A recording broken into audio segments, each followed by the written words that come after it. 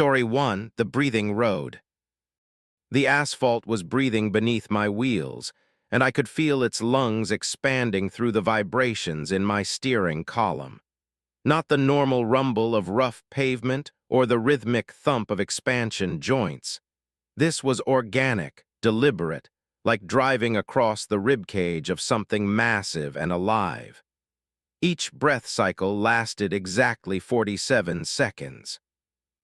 I'd counted 19 of them since crossing into Alaska's northern territories, and with each one, the road rose 3 inches higher before settling back down with an exhale that sounded like wind through a throat. My name is Catherine Voss, and I've been hauling freight through the Arctic Circle for 11 years. I've driven through whiteouts so thick I couldn't see my own hood, through temperatures that froze diesel in the lines, through ice fog that turned the world into a ghost realm.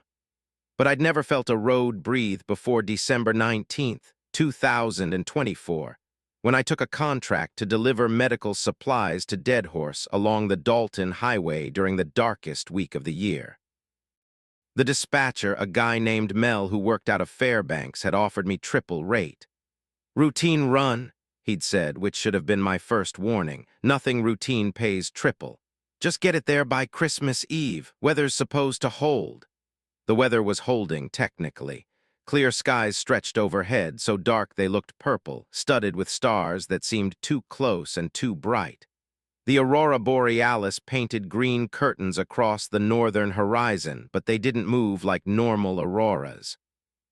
These stayed perfectly still, like frozen stage lighting, casting everything in a sickly glow. I'd left Fairbanks at 400 hours, the thermometer reading minus 43 degrees. My rig was a 2022 Peterbilt 579, equipped with every cold weather modification available. Auxiliary heating systems, Arctic-grade fuel, triple-insulated sleeper berth, satellite communication array. The cargo was 26 pallets of plasma, antibiotics, and surgical equipment, worth approximately $300,000. The reefer unit hummed steadily behind me, maintaining exactly 36 degrees Fahrenheit. The breathing started at mile marker 187, about 30 miles south of Coldfoot. At first, I thought something was wrong with my suspension. Then I thought maybe permafrost heave. The ground in Alaska shifts constantly as frozen soil expands and contracts. But permafrost doesn't breathe in perfect rhythm. It doesn't synchronize with your heartbeat. Because that's what I realized during the 23rd breath cycle. The road was matching my pulse. When I held my breath, the breathing stopped. When my heart rate increased, the cycles came faster. I tried an experiment, slowed my breathing deliberately, counting to 10 between inhales. The road mimicked me exactly, its rises and falls spacing out to match my forced calm. The sky was wrong too. I'd been so focused on the road I hadn't noticed, but when I looked up through my windshield during the 27th breath cycle, I saw that the stars were in different positions than they'd been 30 minutes ago. Not subtly different, completely rearranged. The Big Dipper was upside down and 90 degrees west of where it should be. Orion's belt ran vertically instead of horizontally. The aurora curtains still hadn't moved, frozen in place like a photograph of themselves. My CB radio crackled. "Northbound traffic at marker 187, this is southbound 687. You seeing what I'm seeing?" The voice was male, older, strained. I grabbed the mic. "Southbound 687, this is northbound 4 Tulima. Define what I'm seeing." "Static, then. The road, it's breathing and the sky's all fucked up. Stars are wrong." Relief flooded through me. I wasn't hallucinating. "Copy that, 687. How long you been experiencing it?" "Since marker 201, about 40 minutes. I pulled over twice, thinking maybe carbon monoxide in the cab, but my detectors are clean. You." 28 minutes, started at 187. I checked my mirrors. No lights behind me, none ahead. Where are you now? That's the thing. His voice dropped. I'm at marker 195. Been at marker 195 for the last 17 minutes. Road keeps breathing, my odometer keeps climbing, but every time I pass a marker it says 195. My mouth went dry. I glanced at my GPS. It showed me at mile 187.3. I'd been driving for 29 minutes since the breathing started, maintaining 50 miles per hour. I should be past marker 202 by now. I looked for the next mile marker in my headlights. The same one I'd passed when this started. 687, I think I've got the same problem. I'm stuck at 187. Jesus Christ, he sounded like he might cry. What the hell is happening? The 31st breath cycle came, deeper than the others. The road rose 4 inches this time, held it for 5 seconds, then dropped sud. Denly, my rig bounced hard on the suspension. The reefer unit's hum changed pitch, climbed higher, then returned to normal. In that 5-second hold, I heard something underneath the asphalt. A sound like grinding rock, or teeth gnashing, or tectonic plates scraping together in the Earth's mantle. Did you hear that? I asked. No response. 687, do you copy? My CB hissed with dead air. Every channel I tried was empty. My satellite phone showed 5 bars but wouldn't complete a call. The GPS still read 187.3, still showed my blue dot moving north along the Dalton Highway at 50 miles per hour, but my position on the map didn't change. I was driving in place, burning fuel to stay stationary. The temperature gauge on my dash dropped. Outside temp had been minus 43. Now it read minus 60, minus 70, minus 98. My breath crystallized instantly when I exhaled, forming ice patterns on the inside of my windshield that spread like frost ferns, like reaching fingers, like something trying to get in. During the 43rd breath cycle, I saw the others. Headlights in my mirrors, dozens of them, maybe hundreds, stretched out behind me in a line that extended into impossible distance. Other trucks all stopped, all stationary despite their wheels turning. I could see them between the breath cycles when the road was flat, Kenworths and Freightliners and Macs and Volvos spanning decades of design. Some looked modern.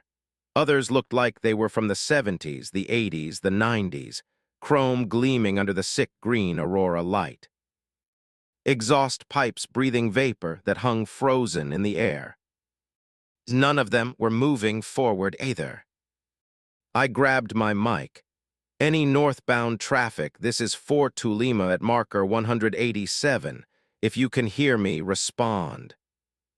Silence, I tried again and again. On the 47th breath cycle, someone answered. Fort Tulima, this is northbound 29 Papa. A woman's voice, young, terrified. I've been here for 6 days. 6 days, my blood turned to ice water. 29 Papa, what do you mean 6 days? I mean I left Fairbanks on December 13th.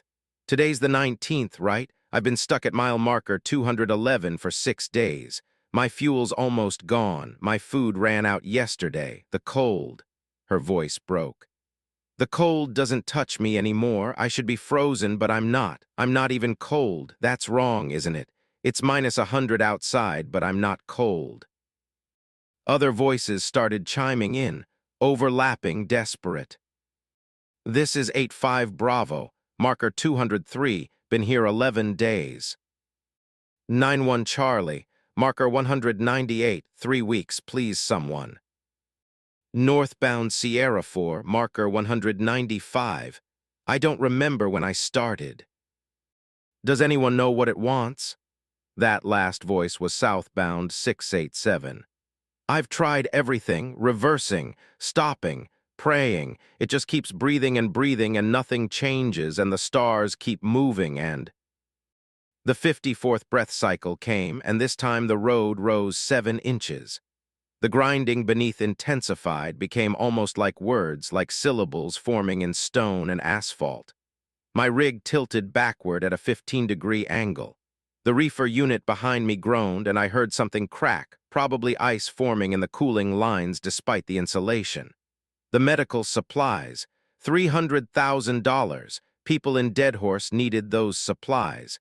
People were counting on me. But I'd been driving for 41 minutes and hadn't moved an inch. The voices on the CB were screaming now, talking over each other, some making sense and others just producing sounds. I turned it off. The silence was worse. I could hear my own heartbeat, could feel the road matching it, could sense something vast and patient beneath the asphalt, something that had been here long before highways existed, something that had learned to mimic them, to trap the things that traveled across its surface. On the 61st breath cycle, my headlights went out. Not suddenly. They faded over the course of 5 seconds, dimming from bright white to yellow to orange to red to nothing. The dash light stayed on, casting my cab in a faint green glow. Through my windshield, I could see the aurora had finally moved. The curtains were descending, coming down from the sky like stage rigging being lowered, like cosmic theater scenery, like the walls of a trap closing in. The other truck's lights were going out too, one by one in sequence, starting from the back of the line and moving forward, winking out like candles, like dying stars, like hope extinguishing. The darkness between each extinguished truck seemed deeper than normal darkness, seemed to have texture and weight and intent. My engine coughed. The steady rumble I'd trusted for 11 years faltered, caught, smoothed out. Faltered again. The fuel gauge read half full, but I could feel the diesel thickening in the lines, turning to gel despite the Arctic additives, despite the fuel H.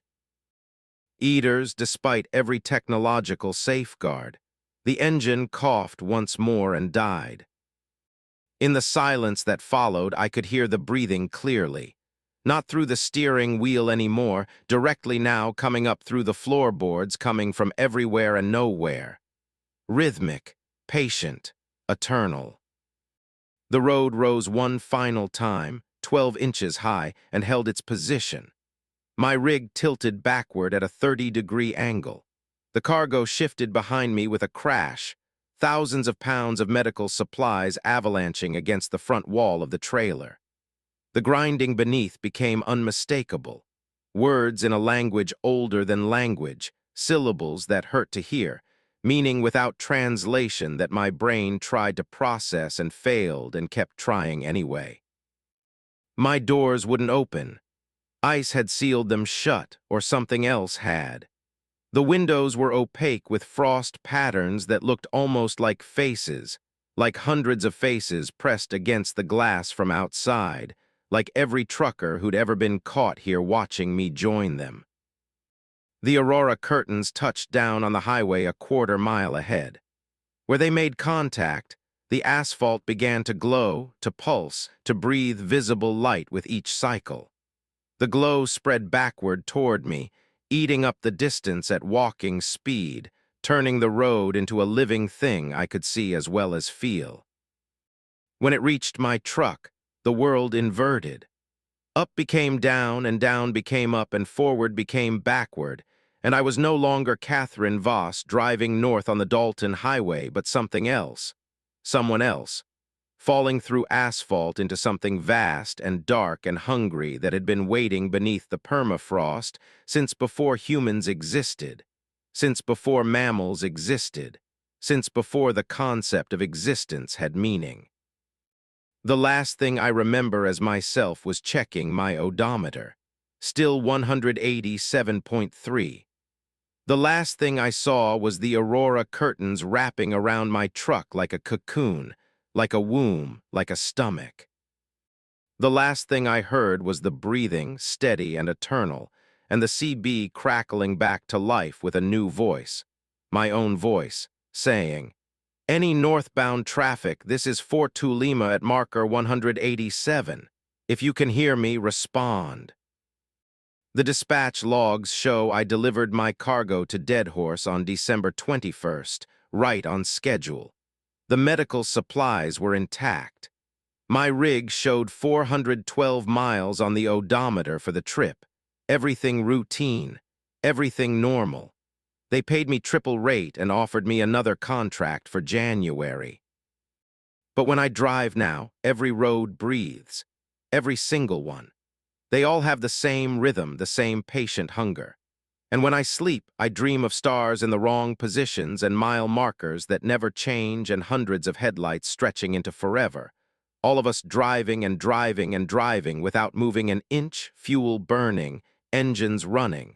Auroras frozen in place like stage lighting for a show that never ends. I took the January contract. I'm driving north again tonight. The road is breathing, and this time I think it's breathing faster. Story 2. The convoy that followed itself. The truck behind me was myself, and I'd been watching me follow me for 73 miles through the December Arctic night. My name is Marcus Acoy, 42 years old, independent owner-operator running a 2020 Freightliner Cascadia with a custom paint job. Midnight blue with silver stars along the sleeper berth. Distinctive, unmistakable, exactly like the truck that had been maintaining a perfect 100-yard distance behind me since I'd crossed into the Northwest Territories on Highway 3, the Yellowknife Highway, at 21:47 hours on December 22nd. I first noticed it at kilometer marker 428. Headlights in my mirrors, unusual because traffic is sparse this far north in late December, nearly non-existent after 2100 hours. I'd been alone on the highway for 40 minutes, hauling equipment for a mining operation, drilling components, nothing interesting, nothing weird. Standard run I'd done 17 times before, but those headlights looked familiar in a way that made my spine tingle. I adjusted my driver's side mirror, getting a better angle. The headlight configuration, the spacing, the height off the ground. I knew them intimately because I'd spent 3 hours selecting them when I'd upgraded my lighting system last April. LED array, specific beam pattern, custom mounting brackets. The truck behind me had identical lights. Could be coincidence, lots of Freightliners on the road. But when the vehicle hit a reflective kilometer marker and the light caught its sides, I saw the paint scheme. Midnight blue, silver stars, exactly like mine. I checked my CB. Channel 19 was quiet. I tried the emergency channel. Nothing. Southbound traffic at kilometer 428. This is northbound 5 Delta 7. You running with your CB off. No response. The truck maintained its distance, matching my speed exactly, when I accelerated to 90 kilometers per h. It accelerated. When I slowed to 80, it slowed. The gap never changed. Always 100 yards, precise as a laser measurement. I told myself it was another driver with similar taste. Maybe they'd seen my rig at a truck stop and liked the paint scheme, commissioned an identical job. Flattery, right? Except I'd never seen another truck painted like mine in 4 years of running this configuration. And what were the odds we'd end up on the same remote highway, same night, same time? At kilometer marker 447, I saw the license plate number in my mirror when we both crested a hill, and the angle was right. Alberta commercial plate, 7KJ449. My plate number is 7KJ449. I nearly drove off the road. My hands started shaking on the wheel, and I had to force myself to breathe steady.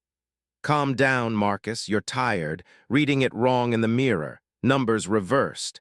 Except I watched it for the next 2 kilometers and the plate never changed. 7KJ449, my number on my truck, following me. The highway stretched empty ahead, cutting through boreal forest that pressed close on both sides. Snow banks rose 8 feet high where plows had cleared the road. The temperature was -37°C. No moon, just stars overhead and the occasional flicker of aurora to the north. The nearest town was 60 kilometers behind me, the next was 80 ahead. Nothing out here but trees and darkness and whatever the hell was following me. I tried my satellite phone. No signal, which was wrong. I'd made calls from this exact stretch before. My GPS showed my position accurately, but something about the map looked off. The highway curved slightly left ahead. I remembered that clearly from previous runs, but the GPS showed it curving right. I focused on the actual road, not the screen. The curve went right. But I'd driven this route 17 times. I knew every curve, every hill, every sight line. This curve was supposed to go left. I had a memory of it, clear and specific. A left curve at kilometer 461 where you had to watch for moose crossing from a marshy area on the west side. I'd seen 3 moose there on different trips. I knew this curve. The highway curved right, and there was no marshy area, just dense spruce forest on both sides, and I had never driven this road before in my life. Except I knew I had. 17 times.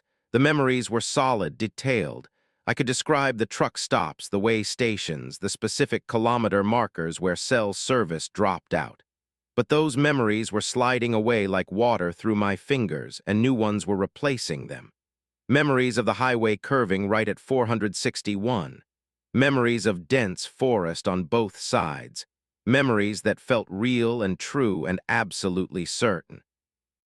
The truck behind me stayed exactly 100 yards back. At kilometer 478, I saw another truck ahead. Northbound like me, same direction. Relief washed through me. Another person, another witness, proof I wasn't alone out here losing my mind. I accelerated, closing the gap, hungry for the normalcy of another vehicle, another human being. As I got closer, I saw the paint scheme. Midnight blue, silver stars. My paint scheme. The truck was me. I was following myself, and something was following me, following myself. I looked in my mirrors. The truck behind was still there, 100 yards back, still me. I looked ahead. The truck in front was pulling away, maintaining what looked like exactly 100 yards distance. 3 of me. 3 identical Freightliners with identical paint and identical plates running north on Highway 3 in perfect formation through the December night. I slammed on my brakes. My truck shuddered to a stop in the middle of the highway, Jake brake roaring, ABS chattering. I watched my mirrors. The truck behind me stopped too, maintaining the exact same distance, 100 yards. I looked ahead. The truck I'd been chasing had also stopped, 100 yards ahead. We sat there in the darkness, 3 identical trucks on a highway that curved the wrong direction, not moving. My engine idled. Their engines idled, perfectly synchronized. My exhaust vapor rose and dissipated. Their exhaust vapor rose and dissipated, matching exactly. I grabbed my flashlight, a heavy maglite that could double as a weapon, and opened my door. The cold hit like a fist. -37 felt even worse without the cab heater. My breath froze instantly, formed ice crystals that fell like diamond dust. I climbed down, my boots crunching on packed snow, and started walking back toward the truck behind me. It sat there idling, headlights blazing. As I got closer, I could see every detail, the slight dent in the front bumper from that parking incident in Edmonton last May. The replacement mirror assembly on the passenger side from when a rock cracked the original in September. The custom mud flaps with my company name, OKOYE Transport. The Calgary Flames hockey stick decal I'd put on the sleeper berth window as a joke. Every detail identical, every single one. I reached the driver's door and looked up at the window. The angle was wrong to see inside from ground level, and frost obscured the glass. I climbed onto the step, reached for the door handle. It opened before I touched it. The cab was empty. Engine running, heater blasting, CB crackling with static, but no driver. The seat was adjusted to my exact position, the steering wheel at my preferred angle. A coffee cup sat in the holder, Tim Hortons double-double, my usual order, still steaming. The logbook on the dash was open to today's date, filled out in handwriting identical to mine, showing the same route, same times, same cargo weight.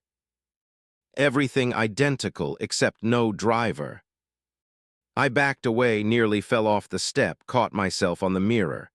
Behind this truck, I could see another set of headlights. Further back, another, and another.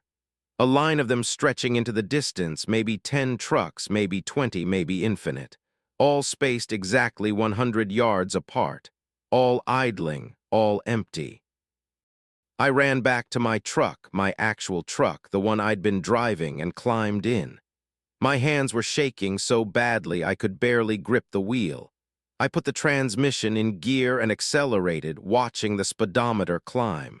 90 kilometers per hour, 100, 110. The maximum I dared on this highway in these conditions. In my mirrors, the convoy followed. Every truck accelerated in perfect synchronization, maintaining their 100-yard spacing. The lines stretched back further now. I could count 23 sets of headlights, 23 identical Freightliners, all matching my speed exactly. Ahead, more headlights appeared, more versions of myself running north. The gap closed as they seemed to slow down, or maybe I was speeding up relative to them, or maybe distance was becoming meaningless. I counted them, 5 ahead, 23 behind, 28 trucks total. No, wait, 29. I'd forgotten to count myself. At kilometer marker 512, all the trucks ahead of me stopped simultaneously. Just stopped dead in the middle of the highway, no brake lights, no deceleration, just instant zero velocity. I had maybe 5 seconds to react. I slammed the brakes, felt my trailer start to jackknife on the icy pavement, corrected with practiced skill I'd honed over 20 years of driving. My truck skidded to a stop with my front bumper 3 feet from the rear of the truck ahead. In my mirrors, every truck behind me had also stopped. Same instant. No collisions, perfect formation. We sat there for 37 seconds. I counted them. And then all the trucks ahead of me moved forward simultaneously. Not accelerating, just suddenly traveling at exactly 90 kilometers per hour with no transition. Like a video that had been paused and resumed. I didn't accelerate. I let them pull away, watching them disappear around a curve that definitely hadn't been there on my previous 17 runs. When they were gone, I looked in my mirrors. The convoy behind hadn't moved. They sat there, idling, waiting. For what, for me? I put my truck in gear and crept forward at 40 kilometers per hour, half my previous speed. In the mirrors, the convoy behind me matched the speed perfectly.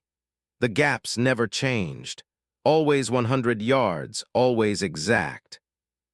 The highway ahead curved left and right through terrain I didn't recognize but somehow knew intimately. My GPS had stopped updating. The blue dot sat frozen at kilometer 512 while the road unreeled beneath my wheels. I passed kilometer marker 527, then 533, then 547. Then 511. The numbers made no sense. No sequential order, just random markers appearing in my headlights and disappearing behind me.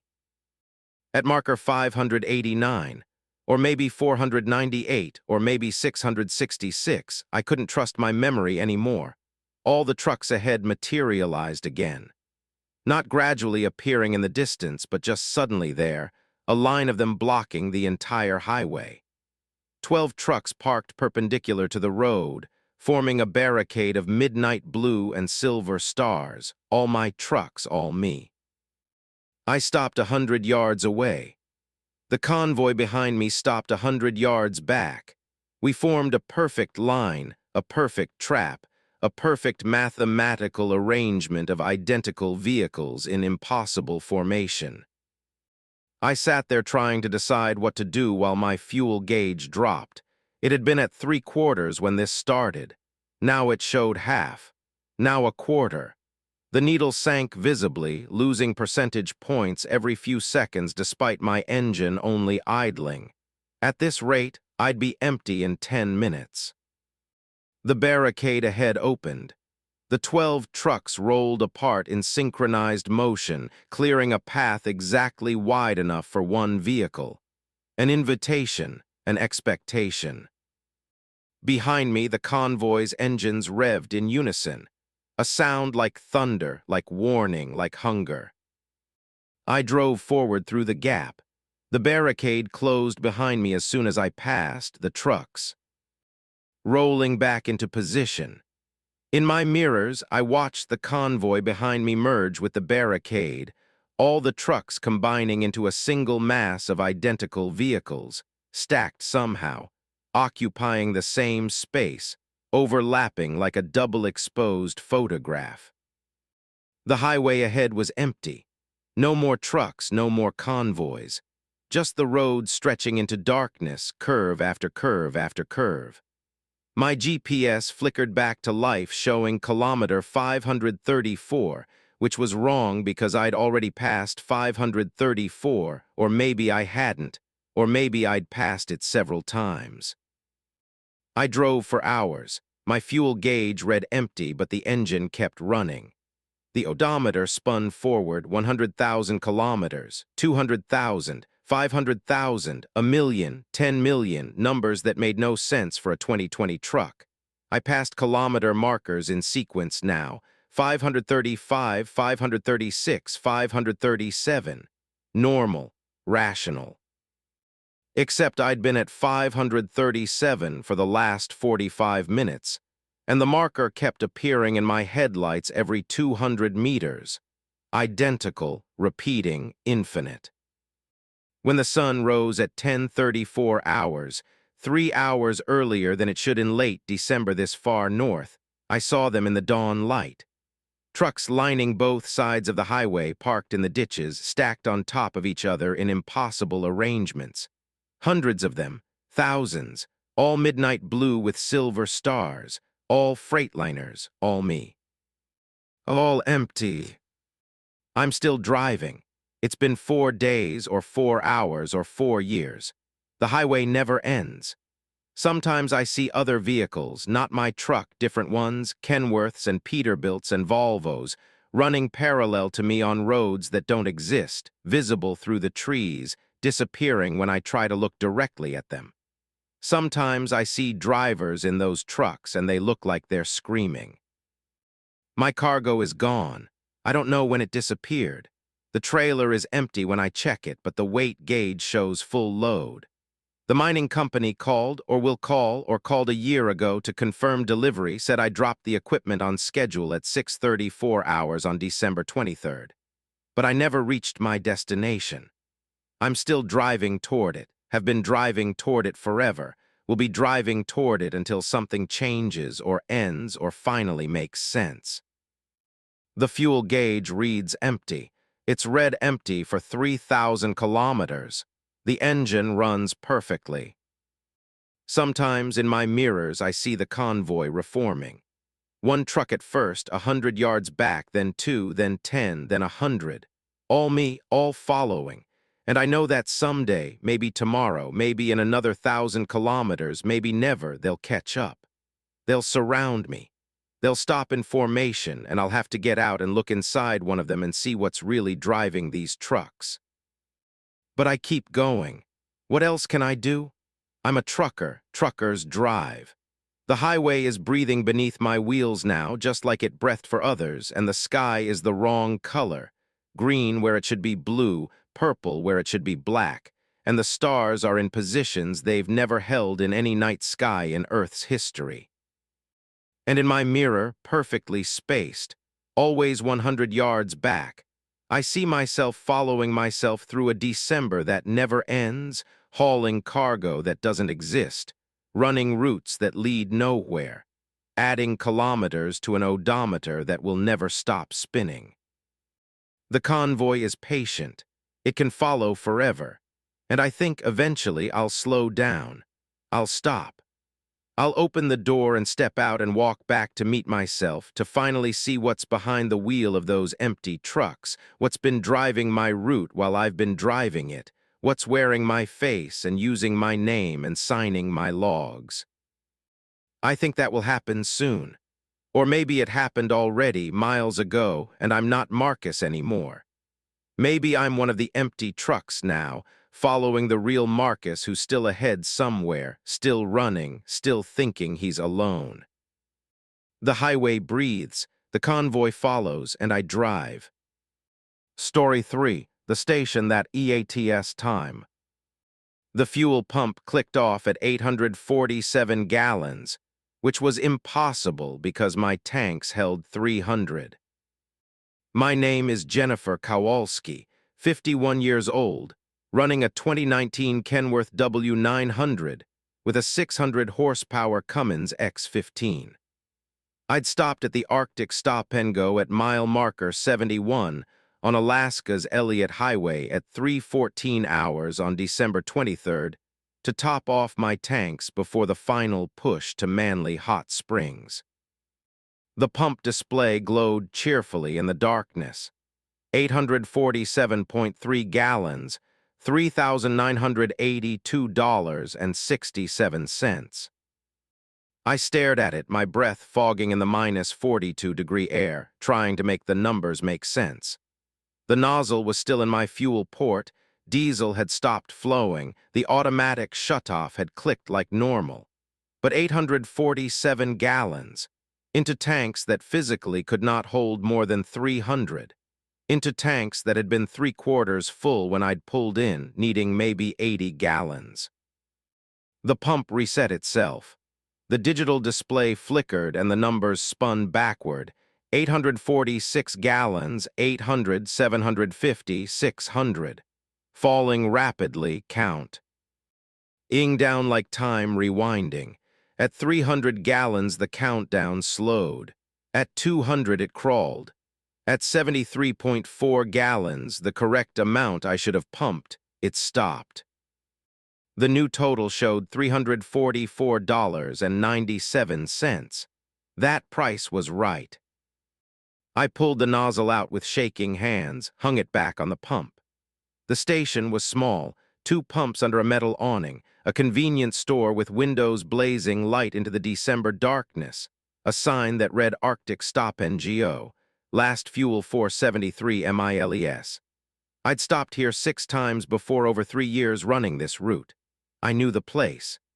Knew the owner, a Athabascan guy named Paul who made surprisingly good coffee and sold expired beef jerky at full price. But something was different. The sign was new, still said Arctic Stop and Go, but the paint looked fresh. No weathering despite this being one of the harshest environments on Earth. The building itself looked simultaneously old and new, like it had been here for decades, but was also somehow brand new.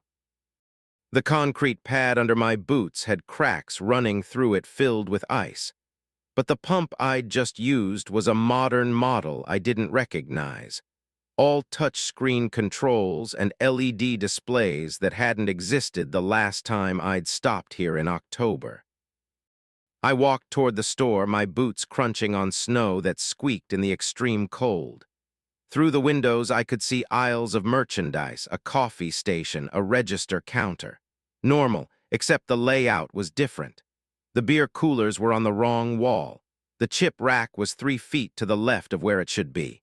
And behind the counter stood Paul, definitely Paul. I recognized his face. But he looked younger than in October, maybe 35 instead of mid-40s, his hair darker, his build leaner. A bell chimed when I opened the door. Warmth enveloped me, almost painful after the exterior cold. Paul looked up and smiled. Welcome to Arctic Stop and Go, cold enough for you. His voice was wrong. Same person, same face, but his voice had a different accent, more pronounced Athabascan inflection than I remembered. And why was he welcoming me like a stranger? We weren't friends exactly, but we knew each other. I'd bought coffee from him a dozen times. We talked about his daughter's basketball games, his wife's health problems, the declining quality of tourists who drove the Elliott Highway in summer.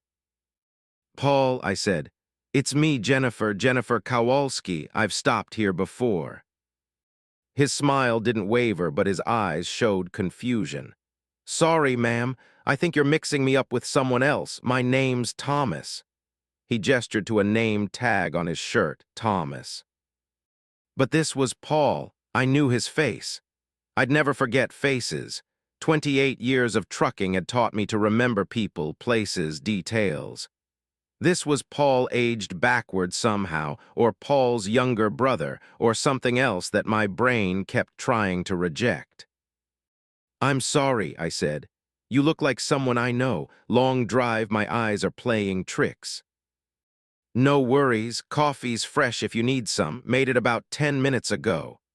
He glanced at a clock on the wall, 3:19. 5 minutes since I'd pulled in.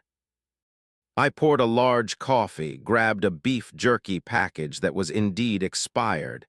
Best by date of August 2023, 3 months ago, and brought them to the counter. Thomas rang me up, $8.47. I handed him a 10. He gave me change, a dollar bill and 153 cents in coins. I stared at the money in my palm. You gave me too much change. Did I? He looked genuinely puzzled. 10 minus 8.47 is 1.53. That's $1.53. Right, which is $1.53, but you gave me $1 and... I counted the coins. $1 and $2 in quarters.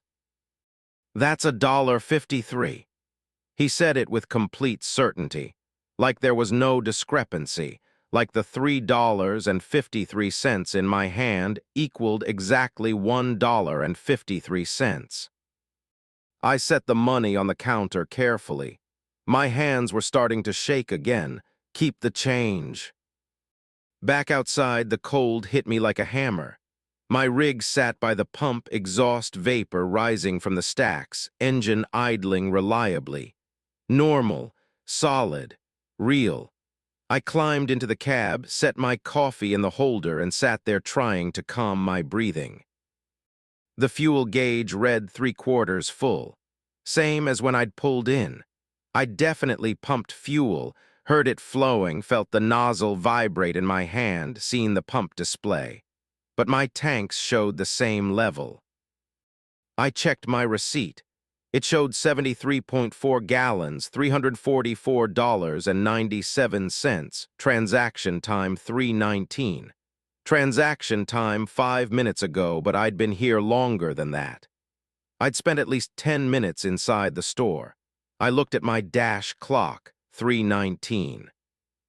Same as the receipt, same as when I'd walked in, no time had passed. I put my truck in gear and pulled away from the Arctic Stop and Go, accelerated onto the Elliott Highway heading north. In my mirror, the station's lights receded, normal and welcoming and impossible. At mile marker 83, 12 miles up the road, I saw another Arctic Stop and Go. Same metal awning, same sign, same building, same layout, same impossible newness and age combined. I kept driving. At mile 97, another one. Mile 109, another. Every 10 to 15 miles, spaced irregularly but always there, always identical, always glowing in the darkness like beacons or warnings or traps. I didn't stop at any of them, kept driving. Watched my fuel gauge, which stayed stubbornly at 3/4 full no matter how many miles I covered. Watched my odometer roll over. 187,453 miles at mile marker 71, same number at mile marker 134, same number at mile marker 198. The truck was running, consuming fuel and time and distance, but none of the measurements changed. At mile 211, I saw something that made me pull over. An Arctic stop-and-go, but this one had vehicles parked around it. 7 trucks, 3 cars, 2 SUVs. The first other vehicles I'd seen in 93 miles of driving. I sat on the shoulder, flashers blinking, watching the station. The vehicles sat motionless. No exhaust vapor, no lights, no movement. Snow had drifted around them, suggesting they'd been parked for hours or days. But the snow patterns were wrong, piled on the windward side when the wind was currently blowing from the opposite direction, frozen in configurations that didn't match current weather.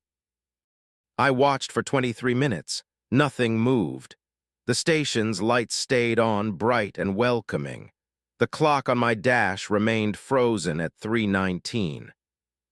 A figure emerged from the station. Human-shaped, wearing winter gear, walking with normal gait. It approached one of the parked trucks, climbed into the cab, and sat there. After a few minutes, it got out, walked to another truck, got in that one. Working its way through the vehicles, checking them, or searching for something, or doing something else I couldn't identify from 400 yards away. When it got to the 7th truck, it stopped and seemed to look in my direction. Too dark to see details, too far to see a face. It stood there motionless for 90 seconds, then turned and walked back toward the station. But it didn't go inside. It walked past the building, around the back, and disappeared. I waited another 10 minutes. It didn't reappear. I put my truck in gear and drove. The next Arctic stop-and-go was at mile 229. The one after that at mile 241. At mile 258, I broke down and stopped. My fuel gauge still read 3/4, but I couldn't shake the fear that it would suddenly drop to empty, that whatever impossibility was sustaining my tanks would fail, and I'd be stranded. Better to refuel at these impossible stations than risk running dry. Thomas was behind the counter. Same Thomas, same young Paul face, same name tag. He smiled the same welcome. "Cold enough for you." "Do you remember me?" I asked. "I was here earlier, about 3 hours ago." "Sorry, ma'am, first time I'm seeing you tonight. But then again, lots of faces come through here. Maybe you were in and I forgot." He seemed genuinely apologetic. "What time is it?" He checked the clock. 3:19, early morning run. I walked back outside without buying anything. The pump display showed 0. I put the nozzle in my fuel port and squeezed the trigger. Diesel flowed. I watched the gallons count up. 10, 50, 100, 200, 300, 500, 800, 1100. The flow didn't stop. My tanks should have been overflowing, fuel pouring onto the ground, but the diesel kept going into my truck, being absorbed somewhere, filling space that didn't exist. I released the trigger at 1,247 gallons. The pump reset itself, counted backward, stopped at 73.4 gallons, $344.97. Transaction time, 3:19. I got in my truck and sat there, shaking. Not from cold. From understanding starting to creep in, terrible understanding that I couldn't quite grasp fully but felt waiting just beyond my comprehension. I drove mile 273, mile 294, mile 318. Arctic stop-and-go at each location, spaced at irregular intervals, always identical. At mile 341, I saw the vehicles again. Same 7 trucks, same 3 cars, same 2 SUVs parked in the same positions, not similar, identical. Same snow drifts, same license plates, same everything. But this was 73 miles from the previous station where I'd seen them. They couldn't be the same vehicles, except they were. I drove. The numbers kept climbing. Mile 367, 398, 421. But I realized I wasn't getting closer to Manly Hot Springs. My GPS showed the destination was still 73 miles away. It had been 73 miles away when I'd left the first Arctic stop-and-go. It was still 73 miles away after driving 350 miles. At mile 444, I saw the figure again. It stood beside the road, not at a station, just standing in the snow on the shoulder. Human-shaped, winter gear, motionless. My headlights illuminated it as I approached. Heavy parka, face obscured by fur-lined hood, arms at sides, not hitchhiking, not waving, just stuck. And ding. I didn't slow down. Drove past at 60 miles per hour. In my mirror, I watched it turn to follow my truck with its hidden gaze, then it faded into darkness behind me. The next Arctic stop-and-go was at mile 463. Thomas was behind the counter. The clock read 3:19. I bought coffee and beef jerky, paid with a 20 this time. He gave me back $11.317 in change, and when I pointed out the error, he looked confused and counted it back to me to prove it was exactly 11:53, which it clearly wasn't, but also clearly was. "How long have you worked here?" I asked him. "About 3 years now. Took over from the previous owner in early 2022. "What happened to Paul, the old owners?" Thomas's face went blank. "Who's Paul? The guy who owned this place before me was named Robert. Robert Chenoa. Died of a heart attack. His family sold me the station." "Right, Robert. Sorry, I'm confused." But I wasn't confused. I knew Paul. I'd talked to Paul half a dozen times. Unless I hadn't. Unless those memories were sliding away like the road curves had on the Dalton Highway that other trucker had experienced, rewriting themselves, being replaced by something else. Outside, I sat in my idling truck and tried to remember my cargo. I was hauling. Hauling. I was definitely hauling something. I'd picked it up in Fairbanks, contract delivery to Manly Hot Springs, due December 23rd by 1600 hours. The cargo was... I couldn't remember. The trailer behind me was attached. I could feel its weight, see it in my mirrors. But I had no memory of what was inside. I climbed out, walked back to check my manifest in the trailer's document box. The box was empty. No paperwork, no manifest, no bills of lading. The trailer's doors were sealed with a company seal I didn't recognize. Not my company, not any company I'd worked with. The seal's serial number was 319-319-319-319. I broke the seal. The sound was unnaturally loud in the silent cold, like breaking glass, like cracking ice, like tearing reality. The doors swung open. The trailer was empty, completely empty. Not even the usual dirt and debris that accumulates in trailers, just perfectly clean, perfectly empty space. Except at the very back, barely visible in the darkness, something sat in the corner. I climbed in with my flashlight. The object was small, rectangular metal. As I got closer, I recognized it, a fuel pump nozzle. The automatic shut-off kind, exactly like the ones at Arctic stop-and-go. Behind it was another, and another.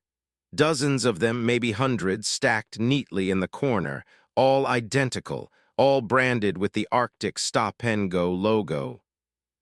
I backed out of the trailer, slammed the doors, ran to my cab. My hands were shaking so badly I could barely turn the key. The engine was already running. It had never stopped, couldn't stop. But I went through the motion anyway. I drove. Faster now, 70 miles per hour on icy highway that should have killed me but didn't because the road was perfectly clear despite being December in Alaska. Despite the temperature being -42, despite snow piled 8 feet high on both sides. The road was clear because it wanted me to keep driving. Mile 501, mile 538, mile 592. Arctic stop and go every 10 to 20 miles, always lit, always welcoming.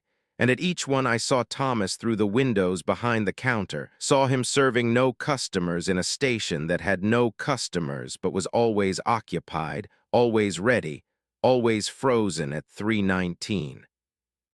At mile 631, I saw all the figures, dozens of them, hundreds, lining both sides of the highway.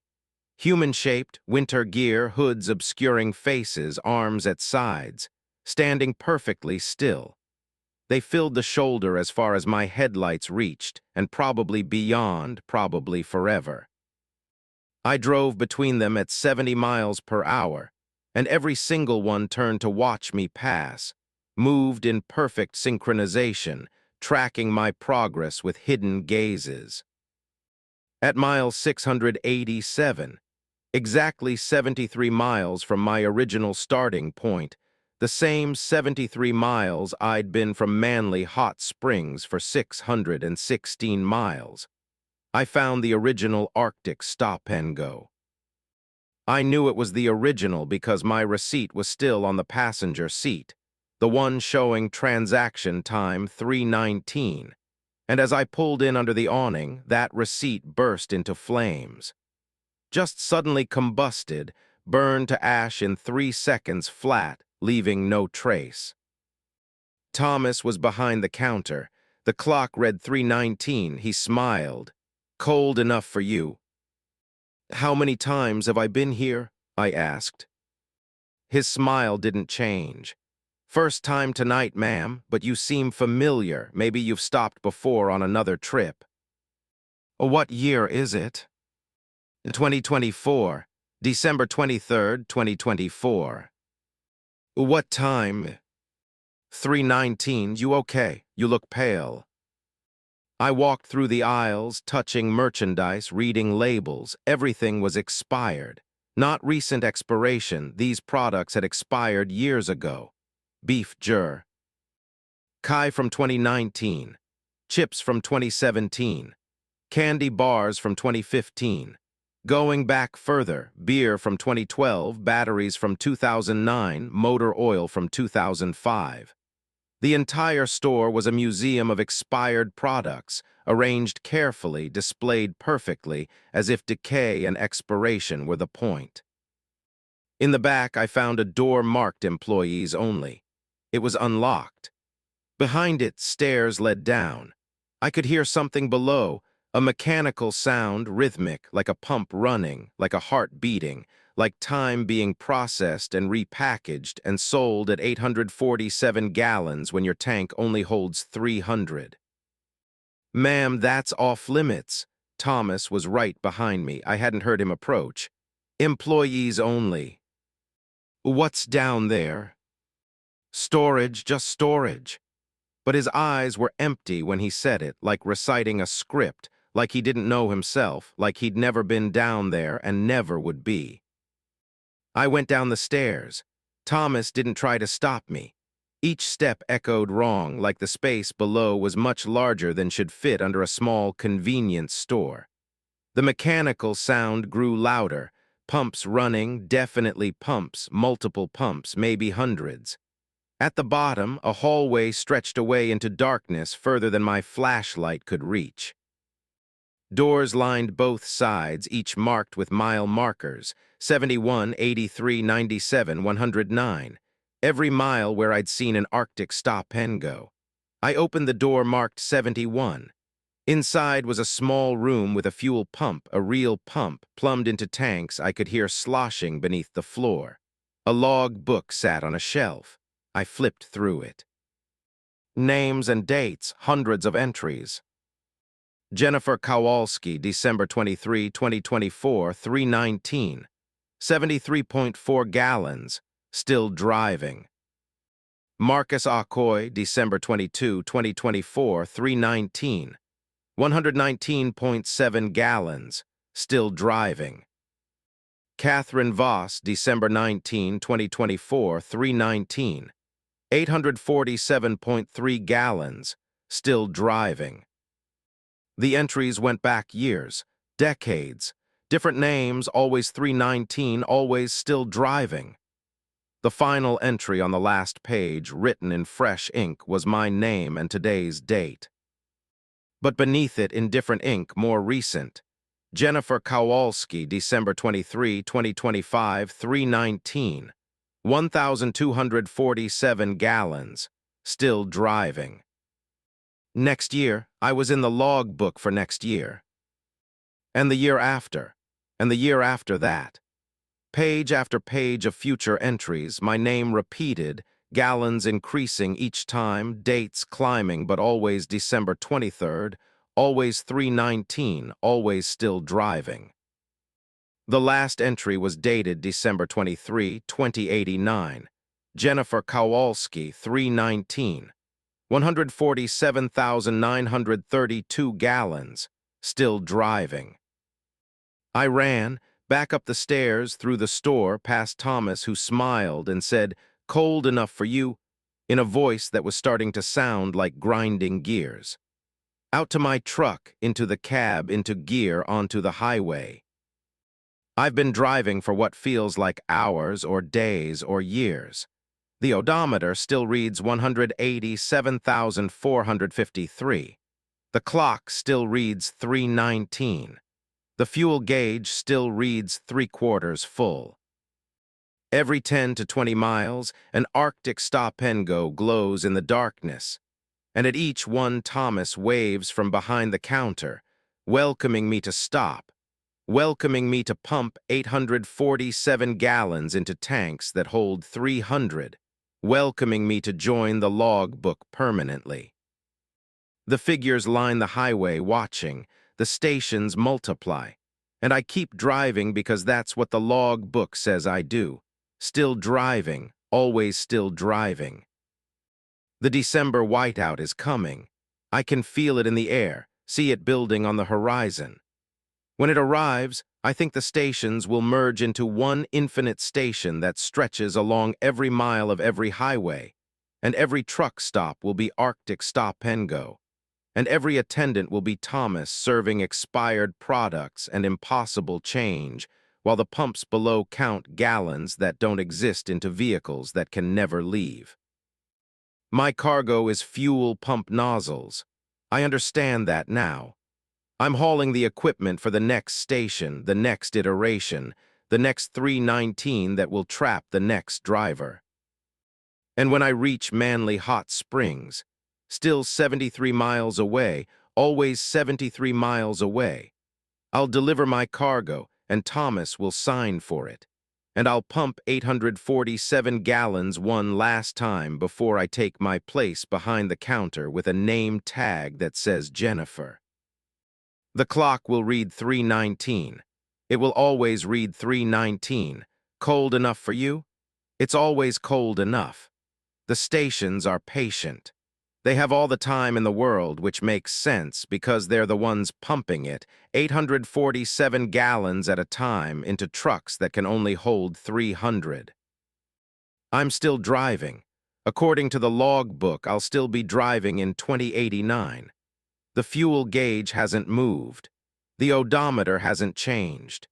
And ahead at what my GPS insists is mile marker 73, another Arctic stop-and-go glows like a promise, like a threat, like the only destination I'll ever reach. Story 4, The Voice in the Static. The CB was speaking in my dead wife's voice, and she'd been asking me to pull over for the last 48 miles. My name is Robert Hayes, 63 years old, widower since 2019, running a 2018 International LT Series hauling auto parts from Anchorage T. O Dead Horse on Alaska's Dalton Highway. The date was December 20th, 2024. The time was 3:42 hours. The temperature was minus 51 degrees Fahrenheit. And my wife Sarah, dead for 5 years from pancreatic cancer, was speaking to me through CB Channel 19, asking me to stop the truck and come find her because she was cold and lost and waiting just off the highway at mile marker 212. Robert, please, I know you can hear me. I know you're listening. Pull over at 212. I'll be waiting at the rest area. You remember the rest area, don't you? We stopped there in 2014. You bought me that terrible coffee and I pretended to like it because you looked so proud. I'm there now. I'm waiting. Please come get me. I'm so cold. Her voice was perfect. Every inflection, every breath pattern, the slight lisp on her S's that she'd had since childhood when a bike accident chipped her front tooth. The way she said Robert with emphasis on the first syllable, Robert, instead of the more common Robert. Details I hadn't consciously remembered but recognized instantly, the way you recognize your own heartbeat. I'd been listening for 17 minutes since mile marker 195. The voice had started as static, normal CB white noise, then words emerging. Robert, hear me. Growing clearer, more insistent, more precisely Sarah, until there was no question, no possibility of coincidence or imagination or auditory pareidolia. It was her voice. It was Sarah. I hadn't spoken to her in 5 years. Not since I'd held her hand in the hospice room and felt her pulse stop and watched the machines flatline and sat there for 43 minutes before I could make myself press the call button to tell the nurses she was gone. Not since the funeral where I'd given a eulogy I don't remember and shaken hands with people whose faces I couldn't focus on, and driven home to an empty house that still smelled like her shampoo. Robert, I know you're scared. I know this doesn't make sense, but I need you. I've been waiting here for so long, since 2014, actually. Since that trip. Something happened that day we stopped at the rest area, something I didn't tell you about because I didn't understand it myself. And now I'm stuck here. I'm between Robert. Between then and now, between alive and dead, between the road and somewhere else. You're the only one who can help me. My hands were shaking on the wheel. I was driving 55 miles per hour through Arctic darkness with tears freezing on my face, trying to decide if I was having a breakdown or if the universe had cracked open and started bleeding impossible things. Mile marker 208 appeared in my headlights, 4 miles to 212, 4 miles to the rest area where we had stopped in 2014, a decade ago, on our last trip together before her diagnosis. Sarah had wanted to see the Arctic, had always been fascinated by extremes, by edges and boundaries. We'd driven the Dalton in July, midnight sun painting the tundra in eternal gold. And we'd stopped at that rest area and she'd kissed me and said this was the most beautiful thing she'd ever seen, and she was glad she'd seen it with me. 9 months later, the diagnosis. 3 months after that, she was gone. I remember that kiss, Robert. I remember thinking that I wanted every moment to be like that one, suspended, perfect, never-ending. And then I found out that you can't have that. You can't make moments last, except here you can. Here at 212, this rest area isn't like other places. Time doesn't move right. I've been in that moment for 10 years, waiting, suspended. And I'm so tired of waiting. Come get me. We can leave together. We can go home. Mile marker 210. My foot was on the brake pedal, pressure increasing without my conscious decision. The truck was slowing. 50 miles per hour, 45, 40. I was going to stop. I was going to pull into that rest area and look for my dead wife because her voice was real and perfect, and I'd been alone for 5 years, and maybe the universe did crack open, maybe impossible things did happen, maybe love was strong enough to tear holes in reality. 2 more miles, Robert. I can feel you getting closer. It's like warmth spreading through me. You know how cold I always got. How I'd steal your jacket even in summer. It's been so cold here. 10 years of cold. But you're almost here and I'm getting warmer. Please don't change your mind. Please don't leave me here again. Again, that word stopped me. Leave me here again, implying I'd left her before at this rest area in 2014. But that wasn't true. We'd left together. Gotten back in the truck together, driven to Deadhorse together, made love in a terrible hotel with paper-thin walls together, driven home together. She'd been with me the entire trip. Except There had been a gap, 20 minutes, maybe 30, when I'd been in the rest area bathroom and she'd stayed outside because the women's room was occupied. When I came out, she'd been sitting on a bench looking strange, distant. When I'd asked if she was okay, she'd smiled and said yes, but the smile hadn't reached her eyes. For the rest of the trip, maybe 2 days, she'd been slightly off, quieter, like part of her attention was elsewhere. Then it passed, and she was normal Sarah again, and I'd forgotten about it completely until this exact moment, 5 years after her death, listening to her voice on a CB radio telling me she'd been waiting at that rest area for a decade. Mile marker 211, 1 mile away. I could see the rest area sign in my headlights, rest area 1 mile, primitive facilities. I can see your lights, Robert. I'm standing at the entrance waiting. I'm wearing that blue jacket, the one you always said made my eyes look brighter. I'm waving. Can you see me? Look carefully. I'm right there at the entrance, exactly where I said I'd be. I looked. The rest area was visible now, maybe half a mile ahead, a small cleared area with a few parking spaces, an outhouse, a bear-proof trash container. No lights except what my headlights provided. And in that cone of illumination at the entrance, I saw a figure. Human-shaped, wearing something blue, arm raised in greeting or beckoning. Too far to see details, but the silhouette looked right, the height right, the proportions exactly Sarah's build. My brain was screaming warnings, but my heart was pulling me forward. I downshifted, prepared to turn into the rest area, prepared to do something monumentally stupid, because grief makes you stupid and love makes you stupider, and I'd been carrying both for 5 years. A burst of static from the CB made me flinch. Another voice cut in, male, urgent.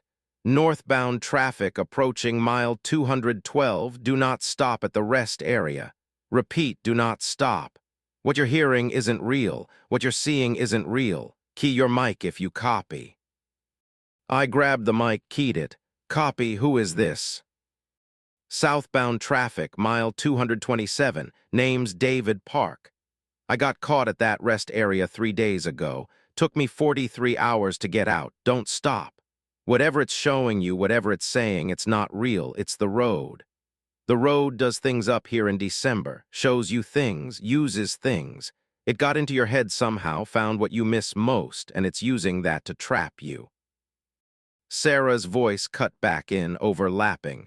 Don't listen to him, Robert. He's trying to confuse you. I'm real. You know my voice. You know me. Would I ever lie to you? She wouldn't, I said into the mic. My wife never lied to me, not once in 27 years. I'm sure that's true, David's voice responded. But that's not your wife. Your wife is dead. I'm sorry. I know that's harsh, but you need to hear it. What's on that radio? What's at that rest area? It's something else wearing her voice like a mask. I saw my daughter. She died in 2019, leukemia, 8 years old. She was standing at that rest area in her favorite dress, calling my name. I stopped. I went to her, and when I got close, when I reached out to touch her, his voice broke. It wasn't her. It was never her. It was something that lives in the gap between miles, between moments, between what's real and what we want to be real. And it fed on me for 43 hours before I managed to get back to my truck. The rest area was 300 yards ahead. The figure was clearer now, definitely wearing blue, definitely the right size and shape, definitely waving. Sarah, he's lying, Robert. I don't know who he is or what happened to him, but I'm real. I'm your Sarah, I'm your wife. Till death do us part, remember. And death didn't part us. I'm still here. I've always been here, waiting at marker 212, waiting for you to come back for me. David, drive past. Don't even slow down. If you stop, if you get out, it'll get you. It might let you go eventually. I got out, but you'll lose time, lose memory, lose parts of yourself you won't get back. I can't remember my daughter's voice anymore. The real voice. It took that from me, replaced it with something else. Don't let it take your wife's voice. I was at the entrance. My foot was on the brake. The figure was 50 feet away, illuminated in my headlights. Blue jacket, brown hair, Sarah's height exactly. Face still shadowed, but the posture was hers, the way she stood with weight on her left leg because her right hip always bothered her. The way she tilted her head slightly when she was trying to see clearly because she refused to wear her glasses except for reading. Every detail perfect, every detail exactly right. And that's what decided me. Every detail was perfect. Too perfect. Sarah was perfect in my memory because she was dead and grief had smoothed away the imperfections, had turned her into an idealized version. But real Sarah had stood differently depending on her mood, had worn her hair a dozen different ways, had owned 4 blue jackets, and I couldn't remember which was her favorite. Sigh. S figure had chosen one specific configuration of Sarah, one specific frozen moment, and replicated it exactly.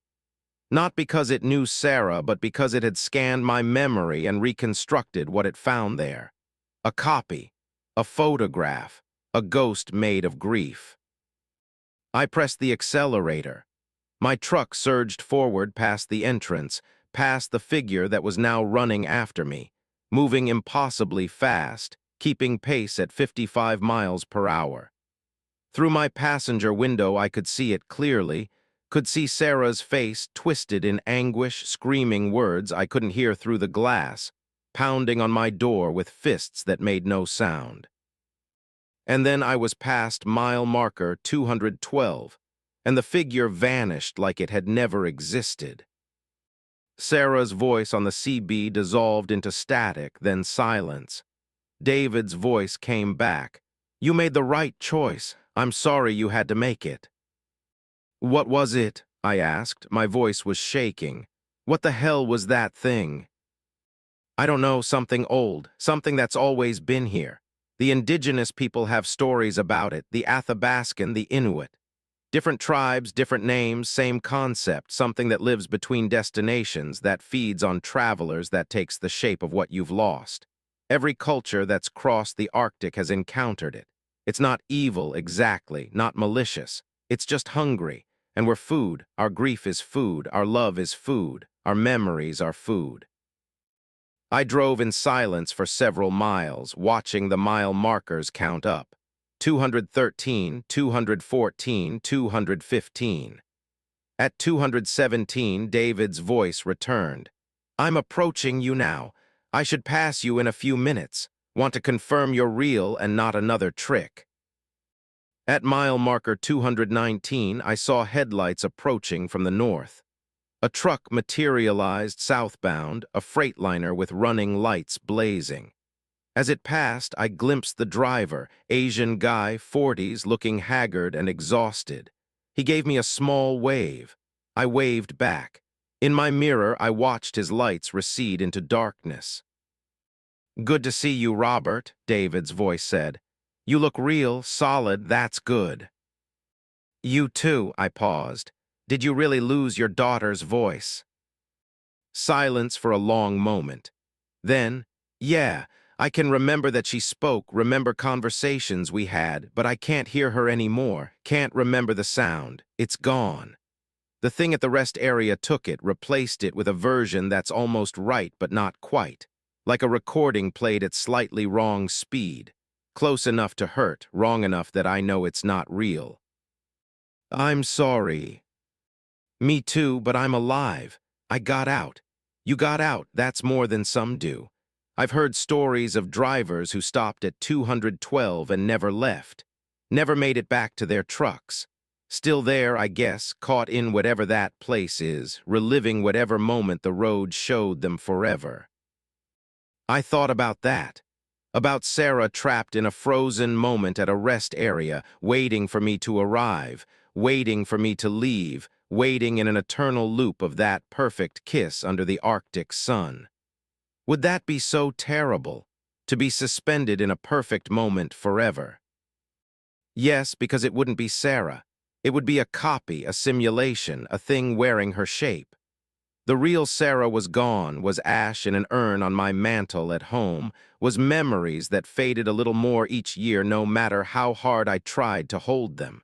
That was the truth, the painful, inescapable truth. I drove through the night, through the endless Arctic darkness that would last until late morning this time of year. At mile marker 237, David's voice returned. "I'm going to sign off, Robert. My exit's coming up, but I wanted to tell you something. After what happened to me at 212, I did some research.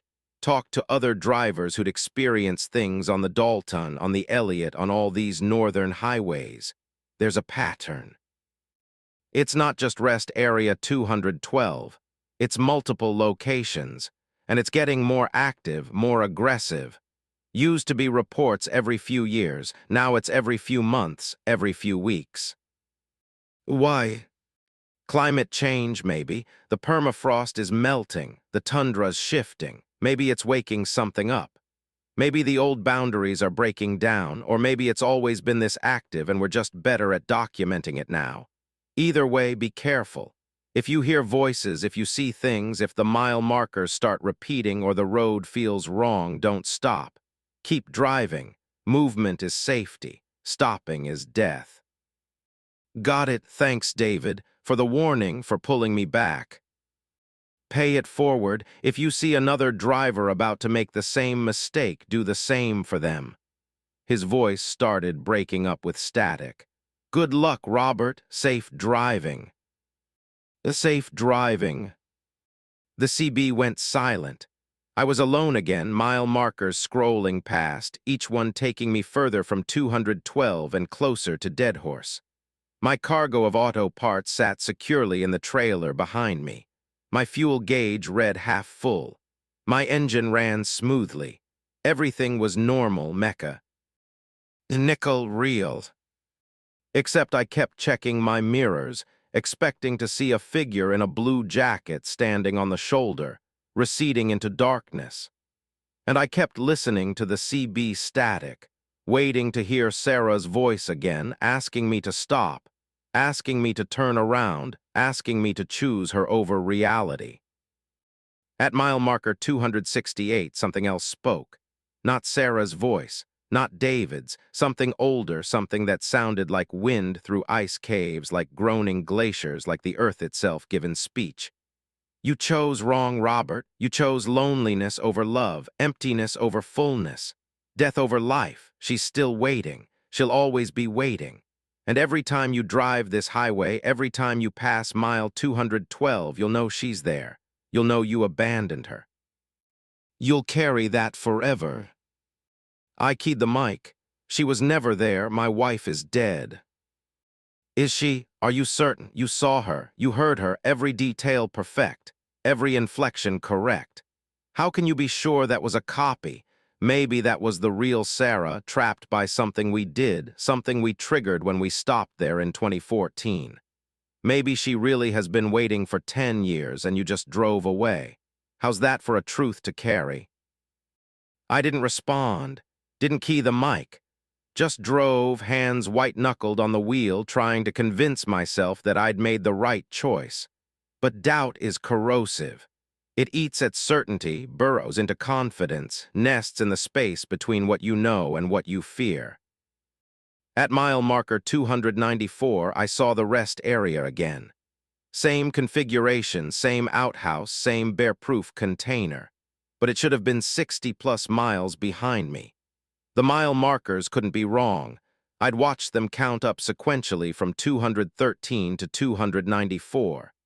But here was the rest area again, and here was the figure in the blue jacket, waving, beckoning.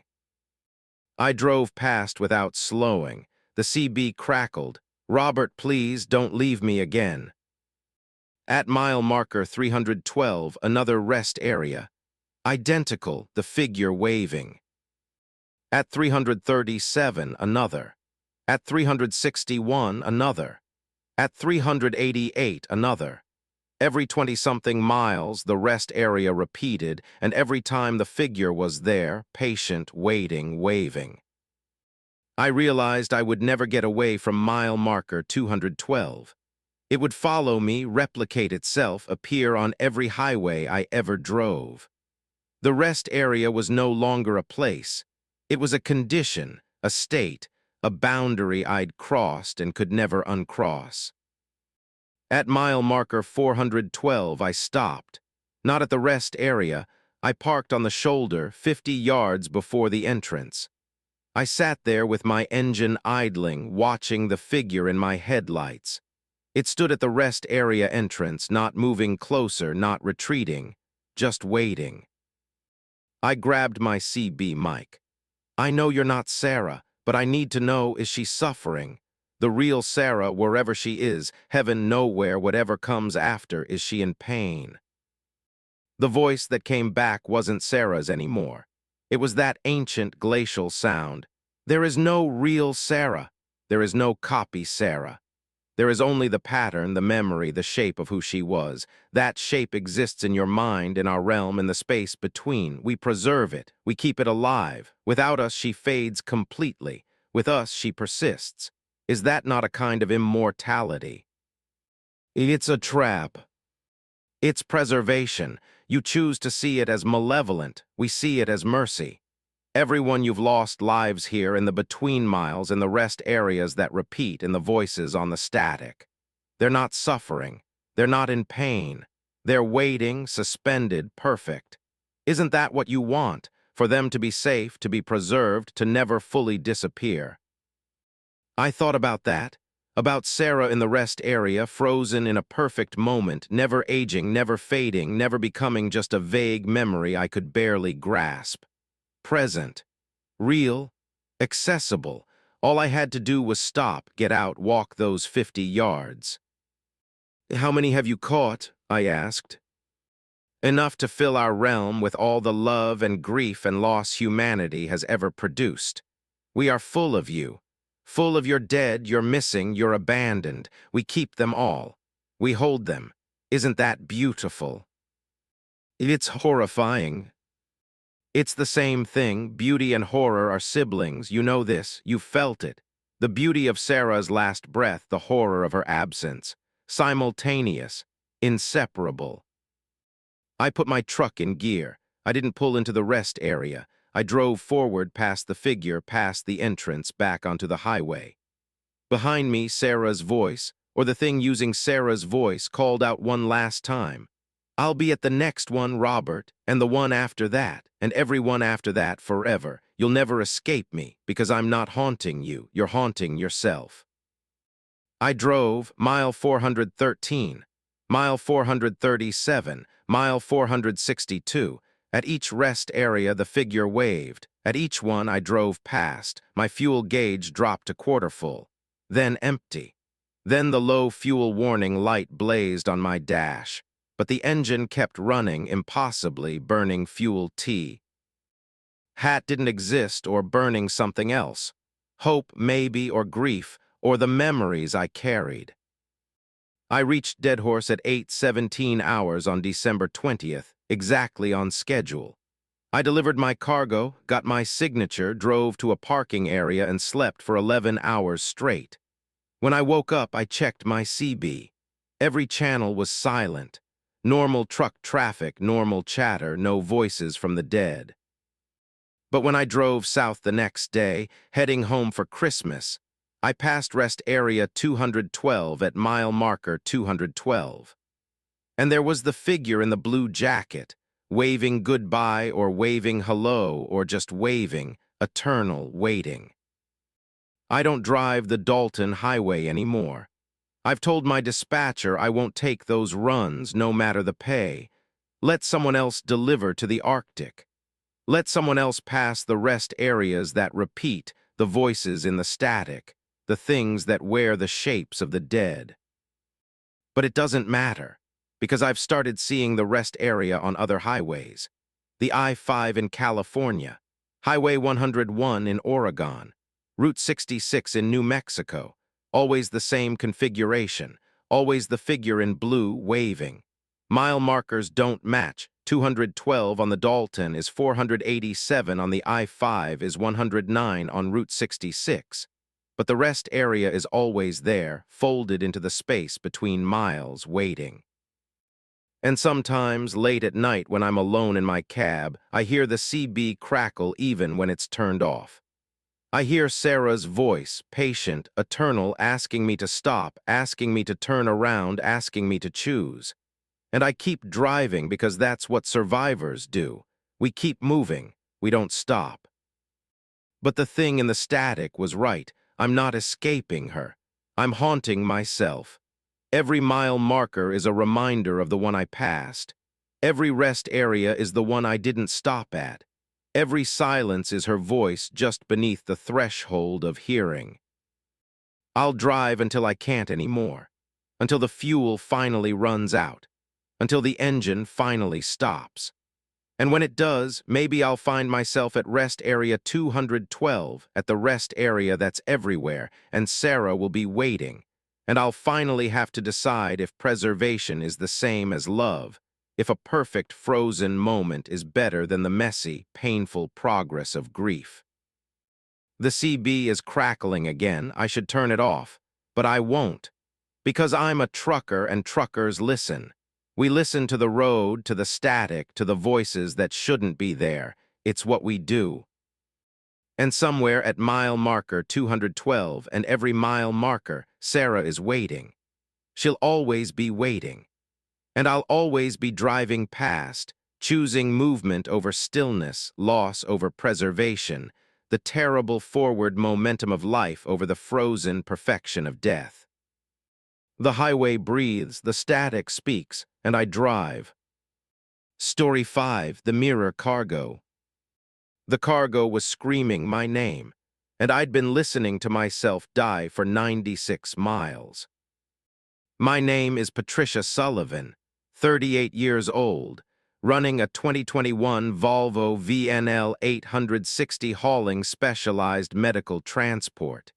Human organs for transplant, from Whitehorse to Yellowknife across the Northwest Territories on December 21st. The route was simple. Highway 2 east for 890 kilometers, maintain temperature of 4 degrees Celsius in the medical cooler, deliver within 16 hours or the kidneys become non-viable and someone dies waiting. Routine run, critical but routine. I'd done it 47 times. But the cargo had never screamed before. It started at kilometer marker 412 just past Watson Lake. I was alone on the highway, not unusual for December in the territories, listening to a podcast about the Franklin expedition, explorers trapped in Arctic ice eating each other to survive. Cheerful stuff. The podcast cut out mid-sentence, replaced by static, then by a sound I couldn't initially identify, rhythmic, wet, organic, like breathing through damaged lungs, like drowning slowly. Then words, Patricia, help. My own voice, unmistakably mine. Same slight rasp from damaged vocal cords after a bout with pneumonia in 2019. Same cadence, same pitch, same everything. I was listening to myself begging for help through the speakers of my truck. I grabbed the volume knob, turned the stereo off. The voice continued, not from the speakers anymore, but from behind me, from the sleeper berth, from the cargo area, from everywhere and nowhere. Patricia, please, I'm in the cooler. I'm trapped in the cooler. It's so cold. I'm freezing. Why did you put me in here? Why did you leave me? I pulled over so hard my trailer fishtailed on black ice. Sat there breathing hard, trying to rationalize. Audio bleeding from another channel. Malfunctioning stereo. Carbon monoxide poisoning causing auditory hallucinations. Anything except what I was actually hearing. Myself, trapped in the medical cooler where I'd secured 3 kidneys for transplant 8 hours ago in Whitehorse. The temperature in the cooler was 4 degrees Celsius. Exactly right for organ preservation. Exactly wrong for keeping a human alive. If I was actually in there, hypothermia would set in within an hour. Death within 3 to 4. The voice continued. My fingers are blue, I can't feel them anymore. Can't feel my toes. The cold is inside me now, Patricia. It's in my bones, in my blood. You have to let me out. You have to open the cooler, please. I climbed out of the cab into -36-degree night. My truck sat on the shoulder, flashers blinking, looking completely normal. The trailer was a specialized medical transport unit, heavily insulated, equipped with its own power supply and cooling system independent of the truck. A small window on the side let me check the temperature display, 4 degrees C. Exactly right. I walked to the rear doors. The cooler was accessible from outside, secured with both a physical lock and an electronic seal that would record any opening. If someone had tampered with it, if someone had gotten inside, the seal would show it. I checked. Intact. Unbroken. No entries since I'd locked it in Whitehorse at 9:23 hours.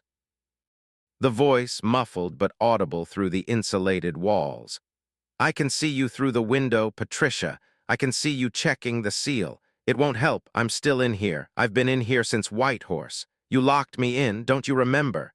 You opened the cooler to load the organs and I was already inside and you locked me in anyway. You saw me. You looked right at me and you locked me in. I had no memory of that. I remembered loading the 3 kidney containers, each in its own protective case, each properly logged and sealed. I remembered checking the temperature 3 times, standard procedure. I remembered locking the cooler, setting the seal, beginning the drive. At no point had I seen anyone inside the cooler. At no point had there been anything except the medical containers and the cold. But what if I had seen something and my brain had filtered it out? What if there was a person in there, suffering, dying, and I'd looked right through them because my mind couldn't process what it was seeing? I broke the seal. The electronic log would show it. I'd have explaining to do, but if there was even a 1% chance someone was in there, I had to look. The lock disengaged with a mechanical click that sounded too loud in the silent night. I pulled the door open.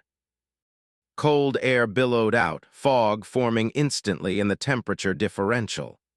Inside, the cooler was exactly as I'd left it.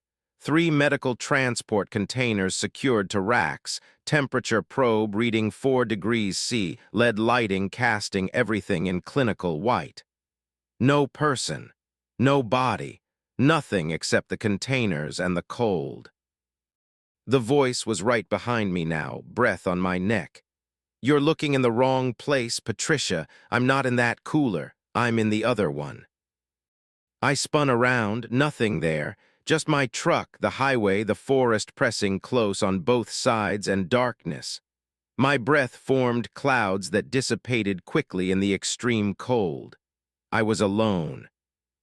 What other cooler? I said aloud, feeling foolish for responding to an auditory hallucination. The one you can't see, the one that's carrying you. You're the cargo, Patricia. You've always been the cargo. The kidneys, the liver, the heart, they're not in the container. You are. You're the organ being transported. You're the tissue being preserved at 4 degrees. And you're dying. You've been dying since Whitehorse.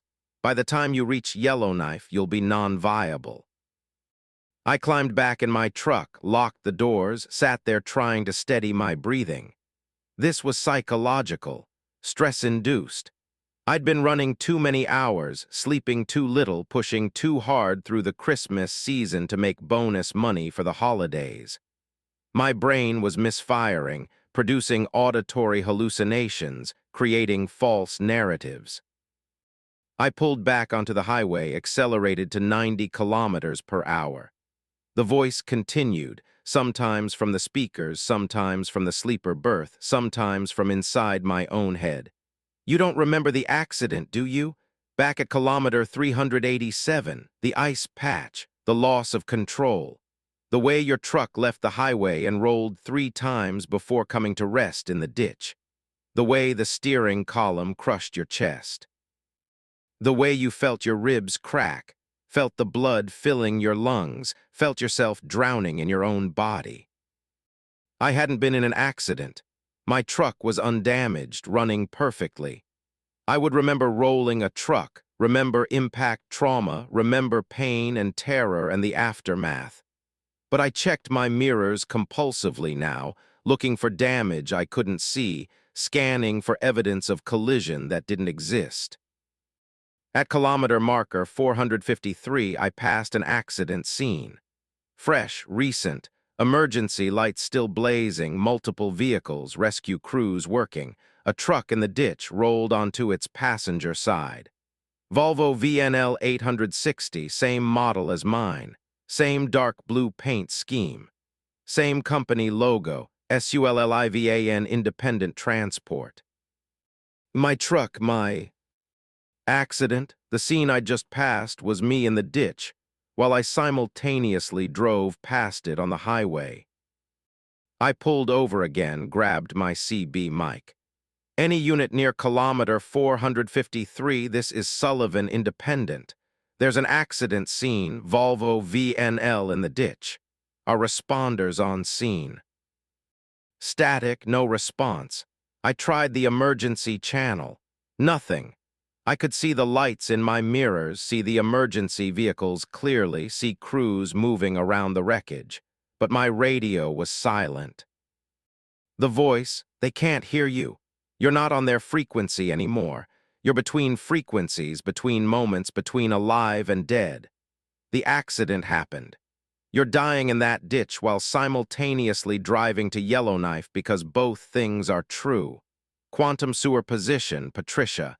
You're alive and dead until someone observes which is real. I put my truck in gear and drove. Didn't look back at the accident scene. Couldn't look back because if I accepted that it was real, then nothing else made sense. And I needed things to make sense. Needed the highway to be solid and the cargo to be kidneys and myself to be alive and driving. At kilometer 478, I saw another accident scene. Same configuration, same vehicles, same Volvo VNL in the ditch. At kilometer 501, another. At kilometer 529, another. Every 20 to 30 kilometers, my accident repeated, emergency lights blazing, crews working, and I drove past each one at 90 kilometers per hour, refusing to stop, refusing to acknowledge. The voice was constant now, narrating my death. Your core temperature is dropping, 36 degrees, 35,535. Below 35 is hypothermia, below 32 is severe, below 28 is usually fatal. You're at 34 now, Patricia, dropping half a degree every hour. By the time you reach Yellowknife, you'll be at 26 degrees, non-viable.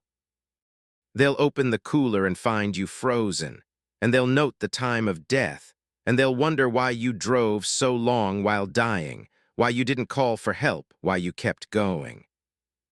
I'm not dying, I'm driving, I'm fine. Are you? Check your hands. I looked down. My hands on the steering wheel were blue-tinged, fingers stiff, nails dark. I flexed them, felt the movement sluggish, delayed. My feet were numb in my boots. When had that started? Had they been numb for miles and I hadn't noticed?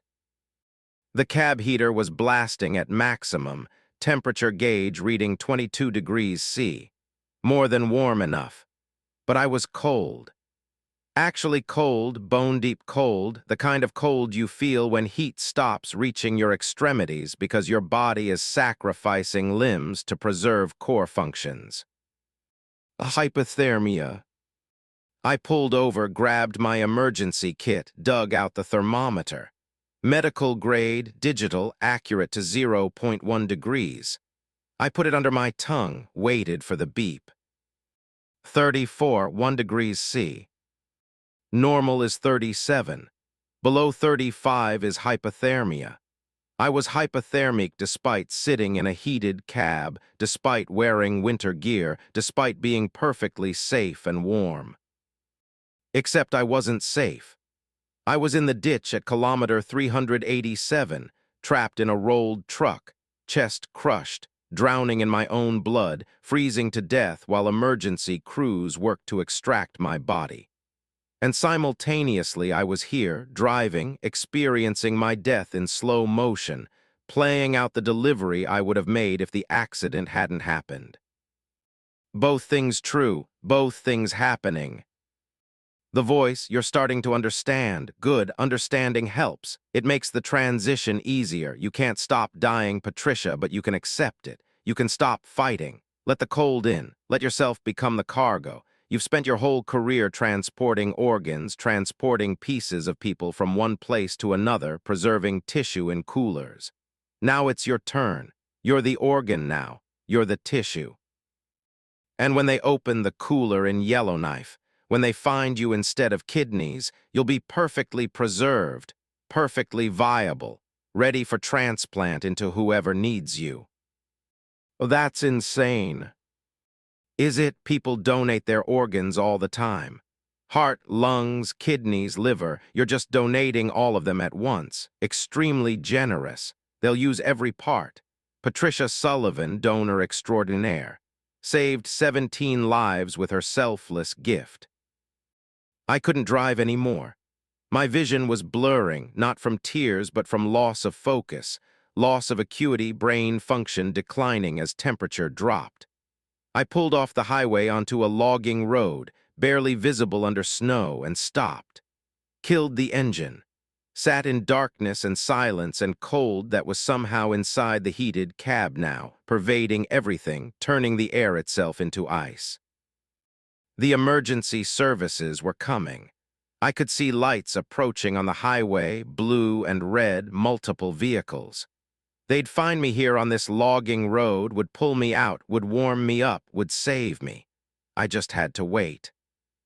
But the lights passed without slowing, passed right by the logging road, continued down the highway.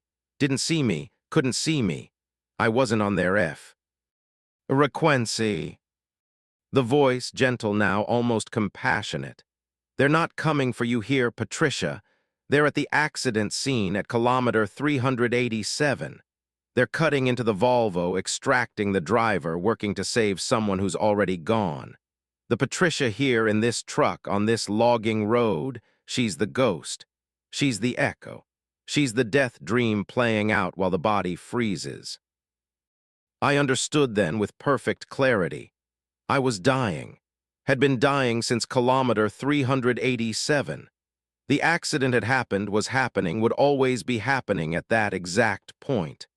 Everything after, the cargo screaming, the repeated accident scenes, the dropping temperature, was my brain's attempt to process death, to find meaning, to complete the delivery I'd been hired to make. I climbed out of my truck, walked to the rear, opened the medical cooler again. Inside, the 3 kidney containers sat undisturbed. I opened the first container. No kidney, just a hand. Blue-tinged, frozen, fingers curled. My hand. I recognized the scar on the thumb from a knife accident in culinary school before I'd become a trucker. Second container, a foot. Also mine, also frozen. Third container, organs I couldn't identify but knew intimately. Parts of myself, sectioned, preserved, ready for transport. The voice was my own voice because it was me speaking. The cargo was screaming because I was the cargo and I was screaming, and I'd been screaming since the accident and would be screaming until they opened the cooler in Yellowknife and found me in pieces, perfectly preserved at 4 degrees, ready to save 17 lives. I closed the containers, closed the cooler, climbed back in my truck, started the engine, drove back onto the highway and continued east because that's what the contract specified. Deliver to Yellowknife. Maintain temperature of 4 degrees. Arrival within 16 hours or cargo becomes non-viable. I was currently at hour 11. 5 hours remaining. My core temperature was 32.7 degrees, dropping half a degree per hour. I would reach 30 degrees by arrival time. Severe hypothermia, non-viable for conventional purposes but perfectly fine for organ harvest. The accident scenes appeared every few kilometers now, sometimes every few hundred meters. My Volvo in the ditch repeated infinitely, each one showing a different stage of the extraction process. First scene, truck just rolled, crews just arriving. Second scene, cutting equipment deployed. Third scene, driver being extracted. Fourth scene, body on stretcher covered with sheet. Fifth scene and beyond, empty ditch, empty highway, no evidence any of it ever happened. I drove past all of them, maintained 90 kilometers per hour, watched my hands turn from blue to gray to white, felt my thinking slow, become crystalline, every thought forming in geometrically perfect clarity before shattering into component concepts that made sense individually, but refused to cohere into meaningful understanding. This is dying, I thought. This is what it feels like from inside. Not darkness, not pain, not fear, just cold, just gradual cessation, just the slow conversion from person to cargo. At kilometer 847, Yellowknife appeared on the horizon. City lights, civilization, destination. I would arrive in 47 minutes exactly on schedule. The receiving facility would be waiting, paperwork ready, surgeons on standby for 3 kidney transplants that would save 3 lives. They would open the cooler and find me instead, and they would be confused at first, then horrified, then pragmatic. Organs are organs. Tissue is tissue. If properly preserved, it doesn't matter whose body they came from. Patricia Sullivan had donor on her license. Patricia Sullivan was dead. Patricia Sullivan was about to save 17 lives instead of 3. Good trade, I thought, fair trade. I'd spent my career transporting pieces of people. Made sense that I'd end as pieces to be transported. I pulled into the receiving facility at 1:47 hours on December 21st, exactly 16 hours after loading the cargo. My core temperature was 29.3 degrees. I should have been unconscious, should have been dead, but some part of me remained online, remained functional, remained sufficient to complete the delivery. The facility supervisor came out to meet me. Dr. Sarah Chen, 40-something, efficient, professional. I delivered to her 47 times. She knew me. She'd recognize me. She knocked on my window. I rolled it down. She looked right at me and said, "Sullivan Independent, you have the kidney delivery from Whitehorse." "That's me," I said. My voice sounded distant, crystalline. 3 kidneys, properly refrigerated, ready for transplant. "Perfect, back up to Bay 3 and we'll unload." She looked right at me, right through me, seeing only a driver, only a transporter, only a vessel to move cargo from point A to point B. I backed into Bay 3, killed the engine, sat there listening to the Medica. L-Team opened my trailer, heard them access the cooler, heard the containers being removed and loaded onto surgical carts. Then silence, then commotion, then Dr. Chen's voice sharp. "What the hell, where are the kidneys these containers have? Jesus Christ, call the police, call the RCMP. There's body parts in here, human body parts." Footsteps approaching my truck, pounding on my door. "Driver, step out of the vehicle now." I opened my door, climbed down. Dr. Chen was there with 3 other facility staff, and behind them, security guards, all of them staring at me through me, not quite seeing me correctly. "Are you Patricia Sullivan?" Dr. Chen asked. "Yes." "What's in those containers?" 3 kidneys for transplant, exactly as specified in the delivery contract. "No, there are body parts. Hands, feet, organs, but not kidneys, not prepared for transplant, just parts in bags, frozen. What the hell are you transporting?" I looked at the containers they'd pulled from my truck, looked at the contents visible through clear medical bags, looked at pieces of myself, separated, preserved, ready for use. "That's me," I said. "I'm the cargo. I had an accident at kilometer 387. This is what was left. I've been delivering myself." Dr. Chen stared at me, looked at the body parts, looked back at me. I could see her brain trying to process the contradiction. Person standing here, alive, speaking, and person in bags, dead, sectioned. "You're Patricia Sullivan," she said slowly. "Yes." "And these are your parts." "Yes." "But you're alive, you're standing here." "Am I?" I felt my awareness fragmenting, felt the cold finally winning, felt myself becoming cargo in truth. "Check the containers again, doctor. Check carefully." She turned back to the containers, looked inside. Her expression changed from confusion to horror. "They're empty. All 3 containers are empty. They were full a second ago. I saw them, but now they're empty." Because I was disappearing. The delivery was complete.